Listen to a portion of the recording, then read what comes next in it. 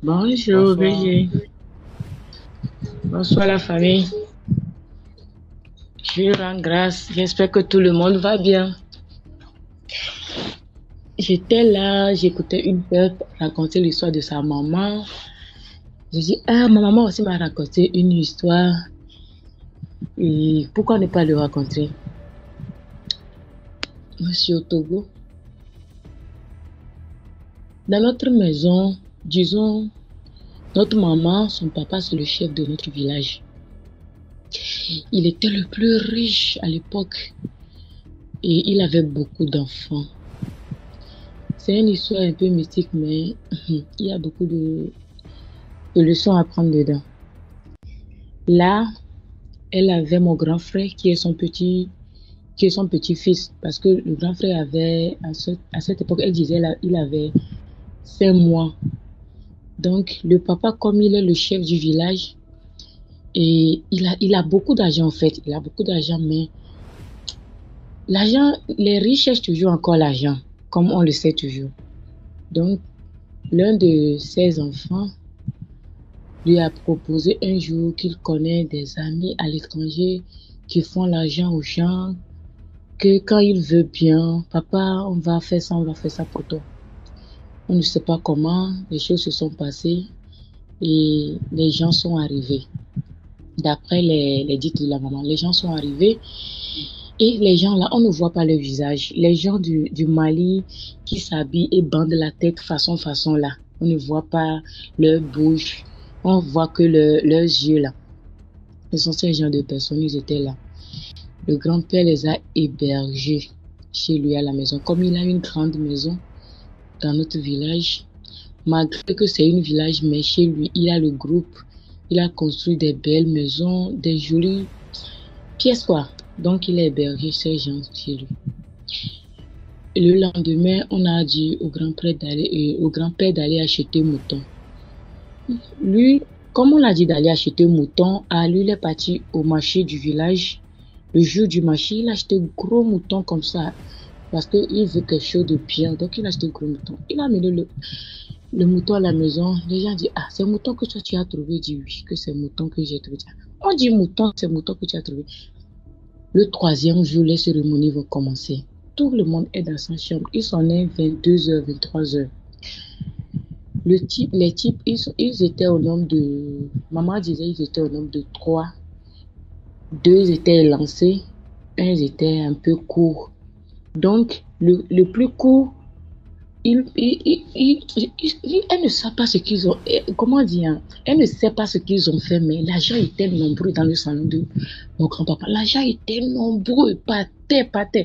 Et maintenant, on a demandé, les géants là, ils sont en train de mettre l'argent dans les valises. On a dit au grand-père d'apporter tous ses valises. Le grand-père a apporté tous ses valises.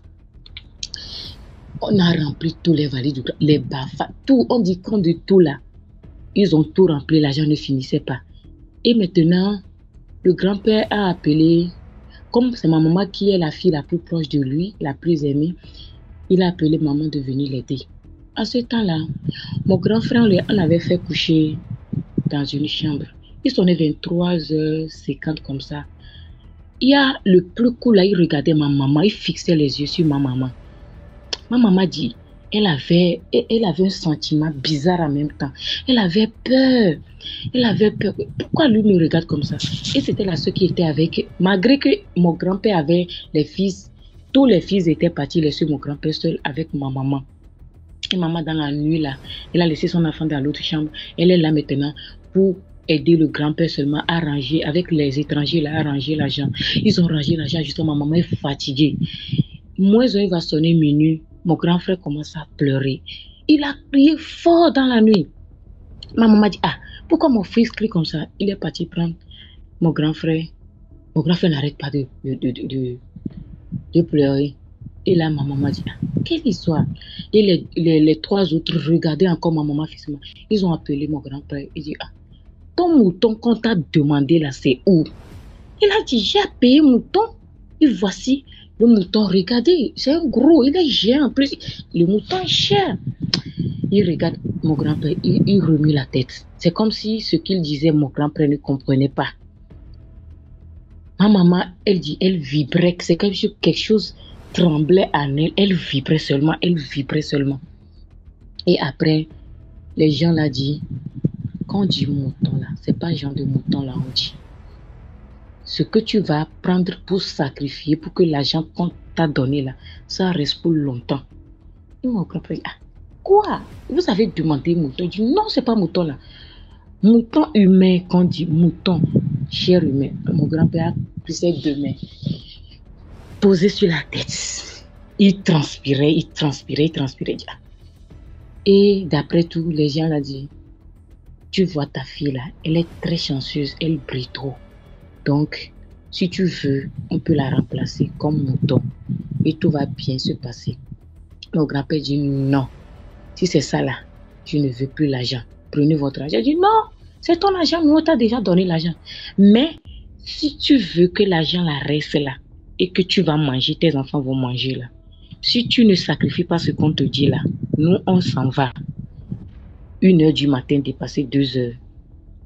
Les gens sont partis. Mon grand-père, ma maman dit, les gens là sont partis, ça ne fait même pas 2 heures de temps. Les valises sont vides. Tous les valises sont vides. Il n'y a plus rien dans les valises.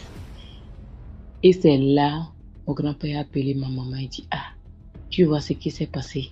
Ainsi va la vie. Je t'aime trop, mon enfant. Je préfère rester dans ça là, gagner les paix de mon champ que de te tuer pour avoir de l'argent. Lorsque ma maman me racontait l'histoire là, j'avais peur. Je disais, ah maman, si c'est que ton papa avait fait ça là, ah tu ne vas pas me mettre au monde. Elle dit, oui, c'est ça ma fille. Mais c'est la seule histoire qu'elle nous a racontée. Il avait beaucoup d'histoires à nous raconter, mais c'est la seule qui m'a touchée. D'accord. Merci beaucoup pour l'histoire. Merci.